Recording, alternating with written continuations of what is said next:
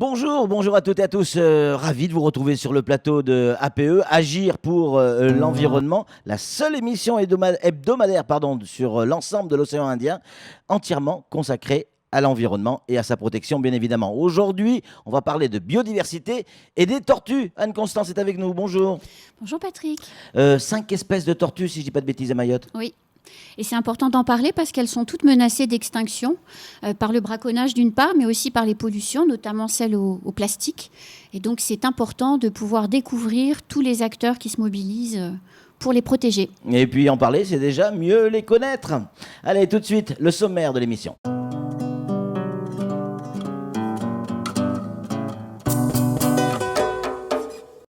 Dans ce nouveau numéro d'APE, nous allons parler des mesures mises en œuvre ici à Mayotte pour protéger les tortues. Elles sont essentielles à leur survie. Sur ce plateau, nous aurons Laure Régnier, animatrice REMAT au Parc naturel de Mayotte. On aura également François Elipotte, chargé de mission pour les tortues à Mayotte, avec Oulanga Nyamba, si je ne dis pas de bêtises. On aura également Ali Marie, responsable des équipes de surveillance des tortues marines au conseil départemental, et Loïc Touvignon pour l'AFB, il est inspecteur environnement.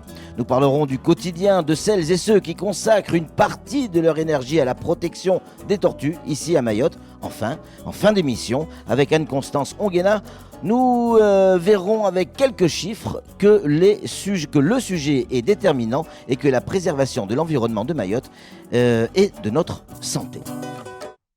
On dit souvent que protéger l'environnement, il faut d'abord s'intéresser effectivement aux plus jeunes. C'est eux qui sont la cible prioritaire des actions de sensibilisation. Informer, sensibiliser, échanger avec les plus jeunes, c'est essentiel. Regardez ce reportage signé Pierre Bellucci, Daniel Dunon et Oumadi Saïd.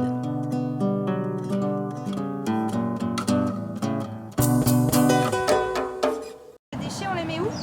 À la poubelle. Ah, et plus fort quand même, j'ai pas entendu tout le monde. Ils vont où les déchets? Voilà, ça c'est mieux. C'est sur la plage de Moya en Petite Terre que l'association Oulanga Nyamba s'adresse aux enfants.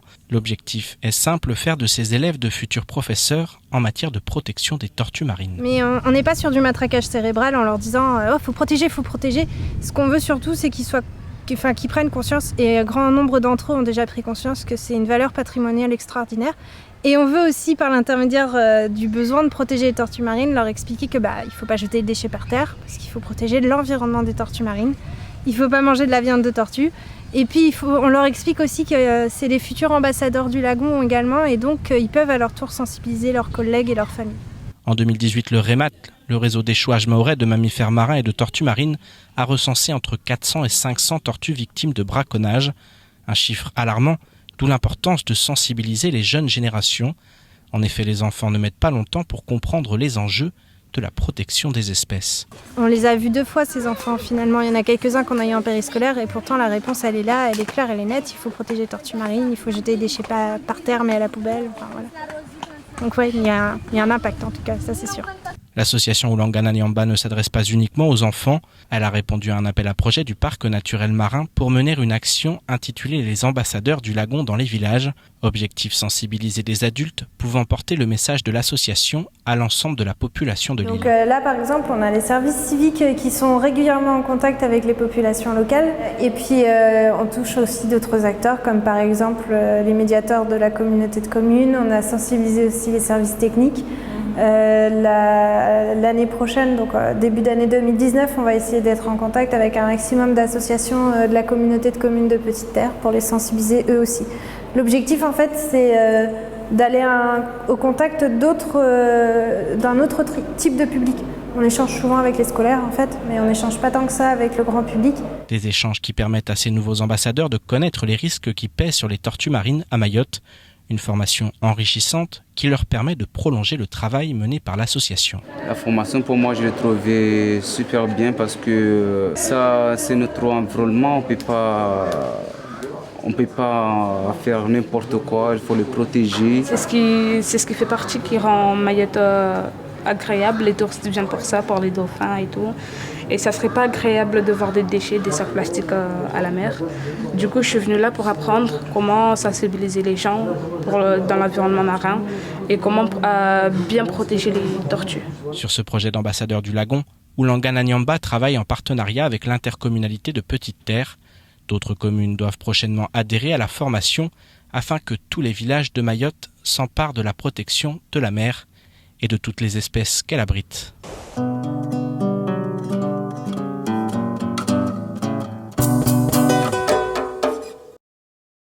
Merci pour ce superbe reportage signé Pierre Bellucci. On a de très beaux invités sur ce plateau, à commencer par Loïc Touvignon, qui est avec nous de l'AFB. Loïc, bonjour. Bonjour. On a également François-Élie Pote de Oulanga. François-Élie, bonjour. Bonjour.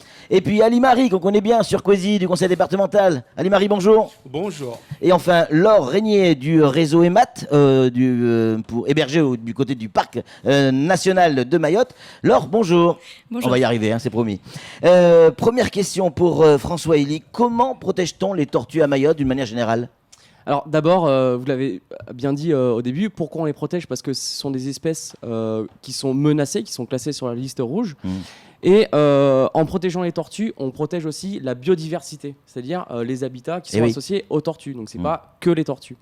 Comment ? Donc on a une série de réglementations au niveau national et local qui va interdire par exemple le dérangement, la capture, la pêche, mais également de protéger ces habitats. Donc l'État met en place les moyens pour faire respecter cette réglementation.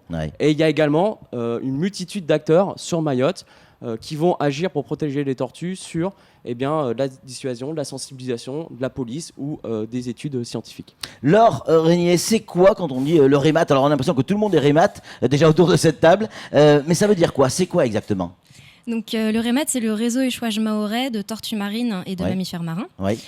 Donc c'est vraiment un réseau qui rassemble différents organismes, donc des organismes publics, des organismes privés, des associations, et aussi bien sûr des individuels qui œuvrent ensemble pour valoriser, gérer et faire un suivi des échouages à Mayotte. Donc il a été créé sur le constat en fait qu'on avait un vrai problème par rapport aux tortues marines et aux mammifères marins à Mayotte et à leur gestion, notamment dans la mortalité. Et donc vos missions sur le terrain cette fois-ci ?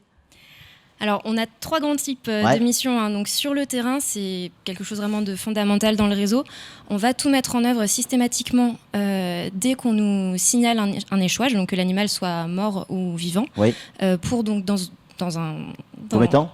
Comment ? Téléphoner, appeler ? Alors voilà, la première étape, ça va être de nous appeler. On a un numéro d'urgence qui a été mis en place. Donc il suffit de nous passer un coup de téléphone, on rappelle systématiquement.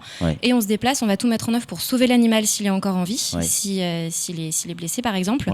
Ou malheureusement, pour faire de la gestion d'animaux morts, dans le cas d'un animal qui n'a pas pu survivre. Voilà, donc ça c'est vraiment la mission principale. Ensuite, bien sûr, va y avoir tout un suivi des échouages parce qu'une des missions du réseau, ça va être aussi de savoir ce qui se passe, savoir quelles sont les causes de mortalité, quels sont les endroits où va y avoir des problèmes d'échouage pour pouvoir... Parce que échouage ne veut pas forcément dire braconnage, c'est ça ? Oui, c'est la petite subtilité. Échouage, ça va vraiment être tous les animaux. Qui soient vulnérables, qui soient vraiment en situation soit bloqués quelque part, soit en danger tout simplement, ou la mortalité, que ce soit du braconnage ou de la mortalité naturelle. Et donc tout ça, ça nous permettra derrière de mettre en place, de valoriser toutes ces données pour mettre en place des actions avec tous les partenaires, collectivités locales, forces de l'ordre ou même associations de sensibilisation. Ali-Marie, quel est l'état des lieux du braconnage sur Mayotte ? Donc il faut partir d'abord au départ, quand le département a pris l'initiative en 93-94 de mettre en place une équipe pour la protection de tortues à Mayotte. Au départ, si on prend comme référence Moya, c'était une plage où pratiquement... toute l'année, il y avait des gens qui s'étaient installés pour cuisiner la tortue sur la plage. En 1994, le département a pris l'initiative de commencer à s'intéresser de près. Donc, on faisait des patrouilles de l'ordre d'une patrouille par semaine. Et à chaque sortie, je vous assure, on avait pas moins de 14 carapaces de tortues. En 1998, le département a pris l'initiative de mettre en place une équipe en permanence. Donc, à partir de là, on a commencé à adoucir un peu le braconnage sur ces plages-là. Donc là, on est plutôt sur une phase descendante. On ne va pas dire que le braconnage, c'est complètement... non, c'est clair. Oui. Ça, c'est clair. La réalité est là. Il y a encore du braconnage. Mais le travail porte ses fruits. Mais le travail porte ses fruits. On part sur une plage où il y avait 14 carapaces par semaine pour arriver aujourd'hui à une plage où, sur l'année, on a maximum 1 ou 2 tortues massacrées. Ouais. Malgré notre présence. Oui, bien sûr. Laure, de quoi ont besoin les tortues de Mayotte ? Alors les tortues, elles ont besoin de plusieurs choses. On a la chance à Mayotte d'avoir des tortues qui viennent ici pour se reproduire et pour s'alimenter. Malheureusement, du coup, il va y avoir beaucoup aussi de pression, parce qu'elles vont pouvoir subir des pressions sur terre ou en mer. Donc déjà, elles ont besoin qu'on sécurise, qu'on respecte leur milieu de vie. Ensuite, il y a aussi quand même un impact direct de l'homme. Ces tortues, elles vont aussi avoir besoin qu'on fasse attention à elles, notamment dans le lagon, dans toutes nos activités, et notamment dans l'action directe de l'homme qui peut consister malheureusement à les prélever directement pour les manger. En clair, en 2 mots, il faut leur foutre la paix. C'est exactement ça. C'est un peu ça ? C'est exactement ça. C'est un peu ça. En quoi consiste le plan national d'action, François Elie ? Donc c'est un plan d'action qui a été élaboré par l'État et en fait qui fixe une stratégie à mettre en œuvre donc pour une durée de 5 ans, ça va se terminer en 2020 et ça va être reconduit. Une stratégie pour justement la conservation et la restauration des populations de tortues qu'on retrouve en Mayotte, et ça va se décliner en fait en plusieurs grandes thématiques. Donc on en a beaucoup parlé. La première, ça va être essayer de réduire la mortalité des tortues qui sont liées aux activités humaines. Donc là, on a les actions du REMAT avec la connaissance des causes de mortalité. On a des actions de surveillance, par exemple par le conseil départemental, des actions de contrôle et de lutte anti-braconnage par le service départemental de l'AFB. Voilà, donc une multitude d'acteurs. On a d'autres thématiques comme protéger et restaurer les habitats prioritaires qui vont être utilisés, donc je pense notamment aux herbiers et aux coraux. Donc là, il y a des acteurs qui font des suivis de population en phase de reproduction ou d'alimentation. Voilà. Et également un gros volet, une grosse thématique de sensibilisation de la population aux enjeux de conservation. Laure, on disait tout à l'heure avec Anne-Constance qu'il y avait 5 espèces. Vous confirmez cette info ? Oui. Et quel est le nombre d'animaux ? Est-ce qu'on a une idée du nombre de tortues ? Alors, c'est un peu compliqué, comme je vous le disais tout à l'heure. Il y en a qui vont venir pondre sur les plages. Donc, celles-là, on va pouvoir assez facilement avoir une estimation de leur abondance. Donc, on estime aujourd'hui pour les tortues vertes, qui sont l'espèce qui vient principalement pondre chez nous, qu'on a à peu près 3000 femelles qui viennent pondre tous les ans. Par contre, pour les individus en alimentation dans le lagon, on a une très très vague idée. Pour les tortues imbriquées, qui sont la 2e espèce qui viennent pondre chez nous, on en a quelques centaines. On n'a pas de chiffres extrêmement récents et malheureusement, on a observé dernièrement une très très nette diminution de la quantité de tortues imbriquées qui venaient pondre. Donc voilà. Ça veut dire quoi ? Qu'elle est plus braconnée, celle-là, ou parce qu'il y en a moins ? On ne sait pas. Alors, elle est très peu braconnée parce qu'elle est toxique, et c'est très connu des braconniers. Par contre, elle est très soumise au dérangement, notamment au bivouac. C'est une tortue qui va pouvoir monter pour pondre de jour comme de nuit, alors que la verte ne va monter que la nuit. Donc il y a beaucoup plus de paramètres qui peuvent vraiment la déranger dans sa ponte, et elle peut abandonner des sites de ponte. Lors d'une période de ponte, une émergence peut générer combien de petites tortues, Ali-Marie ?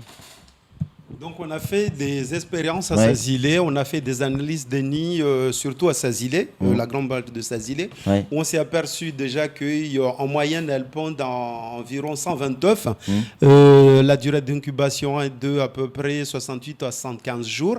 Et à l'émergence, on a comptabilisé à peu près aux alentours de 80 juvéniles qui arrivent à sortir en moyenne. Et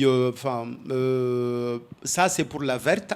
Et par rapport à l'imbriqué, on a estimé, par rapport au suivi qu'on a fait sur Sazilé toujours, parce que c'est une espèce, comme l'a dit Laure, c'est une espèce qui se raréfie de plus en plus, pas seulement à Mayotte, mais au niveau mondial. On a la chance encore à Mayotte d'avoir des sites où elle continue à fréquenter. Malheureusement, on a les grands sites qui sont de plus en plus déserts à cause de l'activité humaine, notamment les plages de l'île au Bondélé, où on comptabilisait énormément de pontes d'imbriqués, et ces plages qui sont devenues au jour d'aujourd'hui des lieux où on fait des dancing, et la tortue, elle est obligée de quitter les lieux. Et d'autres sites importants, notamment la plage de Sakouli, et pratiquement beaucoup de plages. Il faut savoir une chose, c'est que, comme l'a dit Laure, les tortues imbriquées montent de nuit comme de jour. Elles ne sont pas comme la verte farouche. Et elles ne montent pas uniquement sur les plages de sable, mais elles peuvent aussi monter sur les plages de galets. Donc on a énormément de mal à vraiment recenser réellement la fréquentation de tortues imbriquées à Mayotte. Ouais, vous nous dites aussi que les tortues n'aiment pas les rêves parties, en fait. C'est pas trop le style des tortues. On a le droit de garder le sens de l'humour. François Elie, combien de tortues atteindront l'âge adulte ? Alors ça dépend un peu des endroits, mais on estime qu'il y a environ 1% des bébés tortues qui va survivre, donc qui va atteindre l'âge adulte au bout de 15, 20, 30, voire 40 ans des fois, en fonction des conditions du milieu dans lesquelles la tortue va se retrouver. Voilà, donc un individu, et c'est notamment pour ça que les tortues sont vulnérables. C'est un cycle de vie qui est très long. Laure, les tortues, elles sont menacées par quoi ? Elles sont menacées par beaucoup de choses. Ouais. Donc, déjà, il faut bien dissocier. Il y a deux grands types de menaces, les menaces anthropiques et les menaces naturelles. Donc les menaces naturelles, ça peut être les maladies, les échouages naturels, les prédateurs, par exemple le requin. Il faut savoir qu'ici à Mayotte, dans les chiffres qu'on a au niveau du REMAT, les causes naturelles ne sont responsables que de 5% de la mortalité. Donc 95% sont des causes qui sont anthropiques, donc dues à l'homme. Évidemment, on s'y attend. La majorité, c'est à cause du braconnage. Donc on retrouve tout bêtement les carapaces en général sur la plage. On estime à 300 individus en moyenne par an qui sont retrouvés braconnés, ce qui représente 10% des femelles qui viennent pondre chez nous tous les ans. C'est vraiment un chiffre qui est énorme. C'est clair. Et ça représente 80% de nos échouages. Après, évidemment, c'est des chiffres qu'on voit, c'est ce qu'on observe, c'est ce qu'on nous transmet. Donc évidemment, c'est vraiment la partie émergée de l'iceberg. Après, les deux autres causes qu'on a identifiées, donc qui représentent chacune 5% des causes de mortalité, ça va être les chiens errants, qui peuvent vraiment les blesser, voire mortellement. Et également... d'autres animaux, j'imagine ? Oui, bien sûr. Alors d'autres animaux, oui, tout à fait, mais aussi la pêche accidentelle, qui représente 5% aussi. Combien la pêche accidentelle ? 5%. Qu'en est-il de la consommation de la viande de tortue, François Elie ? Alors, on consomme la viande de tortue à Mayotte. Je pense que Loïc Touvignon pourra le rappeler, c'est bien sûr interdit sur le territoire. Je voulais signifier aussi quelque chose. On fait, lors des recensements de montée de tortues, on en profite aussi pour recenser les cas de braconnage dans le cadre du REMAT. Et ça nous arrive parfois d'observer des tortues imbriquées qui sont braconnées. Et ces tortues imbriquées... Là, il y a danger. Voilà. La viande de tortue peut être toxique. C'est-à-dire que lors de ces phases d'alimentation, elle va accumuler des toxines dans sa viande. Donc, les braconnés qui braconnent cette espèce de tortue sont bien sûr au courant de ce danger-là et n'hésitent pas à commercialiser sur le marché noir cette viande. Donc, il y a aussi un problème de santé humaine derrière. Et c'est quelque chose qu'on a beaucoup de mal à recenser à Mayotte, parce que bien évidemment, les consommateurs, lorsqu'ils sont intoxiqués, j'ose espérer qu'ils se dirigent vers des soins à l'hôpital. Mais en tout cas, ces informations-là ne sont pas communiquées. Et donc, on a du mal... Ils ne se vantent pas d'avoir bouffé de la tortue, clairement. Exactement. Par contre, ce genre d'éléments sont très bien relatés aux Comores ou à Madagascar. Comment on peut approcher les tortues sans les mettre en danger ? Alors, il y a plusieurs phases déjà où on peut approcher les tortues. Les femelles, lors de leur phase de ponte, donc pour les tortues vertes, généralement la nuit. Donc là, il faut vraiment éviter en fait, d'avoir une activité, faire beaucoup de mouvements sur la plage. On va essayer plutôt de se baisser, se placer derrière la tortue. faut savoir que c'est assez difficile de ne pas déranger une tortue. Et c'est quand même aussi proscrit, on n'a pas le droit de déranger les tortues. Donc ce qui est conseillé, c'est de se rapprocher vers des professionnels de l'encadrement de ces phases. Voilà. Donc il y a les gardes du conseil départemental à Moya, il y a l'association Longana Nyamba et les naturalistes sur Sazilé. Ensuite, on peut les observer en phase d'émergence. Donc là, ça, c'est magnifique. Hein. C'est magnifique à voir. Hein. Avec Alimari, tiens, on a eu la chance de le faire. C'était extraordinaire. Voilà. Donc là, quelque chose aussi à rappeler, c'est éviter de les toucher parce que les bébés tortues ont vraiment besoin d'acquérir des informations lorsqu'elles vont trouver leur chemin à la mer. Donc là, éviter de produire des sources lumineuses aussi, parce que des torches. Voilà, des torches. Elles vont être attirées par ça et ça va modifier un peu leur chemin. Donc éviter de les toucher. Et par contre, ce qu'on peut faire, s'il y a des obstacles pour leur chemin jusqu'à la mer, dégager les obstacles. Voilà. Après, il faut accepter aussi les prédations naturelles par les poissons ou les oiseaux. On peut empêcher les oiseaux. Ouais, mais Laure, par exemple, je vois une tortue qui est en difficulté ou des bébés tortues, je vois des corbeaux arriver de partout. Est-ce que j'ai le droit on a envie de le faire? Est-ce qu'on a le droit, tout simplement? Alors, c'est très tentant de le faire et on a envie, hein, c'est sûr. Comme le précisait François Elie, c'est vrai que c'est une espèce protégée. Donc, par définition, on n'a pas le droit de la toucher, on n'a pas le droit de la déranger. Donc ça, c'est vraiment la première chose à savoir. Comme il le disait très bien, quand on voit des émergences avec des oiseaux, des animaux autour, on peut rester pas très loin pour éviter que les corbeaux-pies viennent tout manger, mais c'est la nature quelque part. Donc même si on voit un crabe qui attrape une tortue, tant pis. Si on voit la tortue qui part à l'envers, c'est qu'il y a quelque chose qui fonctionne pas très bien. Donc tant pis, c'est la nature, c'est important de laisser ça se faire. Quand on trouve un animal qui va être soit blessé, soit mort, soit coincé quelque part, on est tenté de l'aider aussi, il faut surtout pas le toucher. Déjà, ça peut être dangereux pour vous, pour l'animal, et c'est interdit. Donc le premier réflexe à avoir, c'est d'appeler le REMAT. Donc au 06 39 69 41 41. 41 41, 69 41 41. C'est pas très difficile. Et donc en général, on rappelle toujours, même par texto, vous nous bipez, il y a toujours quelqu'un qui vous rappelle. Et nous, on fera tout pour vous envoyer quelqu'un, vous assister et faire tout ce qu'on peut pour sauver l'animal ou gérer le cas de mortalité. Mais ne faites jamais rien tout seul. C'est très important. Alimari, quel est le rôle, ou quels sont les rôles plutôt des équipes du conseil départemental? Donc, dans le cadre de cette action sur les tortues, évidemment. Voilà, il faut savoir, comme on le disait, on a pris j'ai pris au départ comme référence le site de Moya, mais le département est aussi présent sur les plages de Charifou, tout l'ensemble des plages du sud. Et parce qu'on a deux missions, on a une mission de marquage, on va dire, on a une mission de présence. Donc une surveillance du SIAZIF, donc on fait de la présence de nuit sur la plage de Charifou 1 et 2, et aussi sur la plage de Gouela à côté de Bweni. D'accord. Donc notre présence consiste à quoi? À être présent, à dissuader les gens de pas venir sur la plage pour déranger ou braconner les tortues.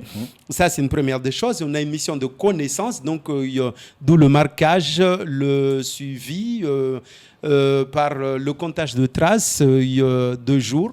Et ce qui nous permet de recenser, d'avoir une idée de la fréquentation de tortues sur les plages où on travaille et de ce fait comprendre la vie de tortues sur l'ensemble des plages où nous sommes présents. Loïc, on l'a vu dans la presse aujourd'hui, quand quelqu'un est pris sur le fait de braconnage, les poursuites judiciaires commencent véritablement à s'appliquer. Donc effectivement, sur l'année 2018, le service départemental de l'AFB a donc eu une action majeure donc, avec une interpellation donc, de 5 personnes pour des problématiques donc, liées au braconnage. Ces personnes ont été donc mises en garde à vue, ont été donc traduites en comparution immédiate et les condamnations ont été donc assez exemplaires. 2 des mises en cause ont eu des condamnations donc, d'1 an de prison ferme. Ferme, hein, c'est bizarre. Et donc deux autres mises en cause ont eu 6 mois de prison, donc alors sans mandat de dépôt, donc avec des peines aménageables. Dont l'une des personnes était donc simplement le conducteur du véhicule. C'est un point qui est intéressant, je pense, parce que donc il n'y a pas que les braconniers qui peuvent être donc impliqués dans ce genre d'affaires-là. Il y a toute personne qui y participe. Et donc le conducteur du véhicule, là, parce qu'il avait donc un emploi fixe, a eu une peine d'amende donc de 1 000 €, plus la confiscation donc du véhicule. Et donc il y a eu après donc un jugement, parce qu'il y a eu un petit couac un peu dans la procédure, il y a eu un jugement a posteriori donc d'une des personnes qui a été condamnée donc à 4 mois de prison, donc sans mandat de dépôt. Merci Loïc. Dernière question pour vous tous. Moi aussi, j'ai envie de voir les tortues. Vous êtes tous des professionnels des tortues. Est-ce que le kidam, la personne lambda, a le droit d'aller voir les tortues, ou il vaut mieux passer par des associations ou des professionnels qui vont nous diriger, nous guider?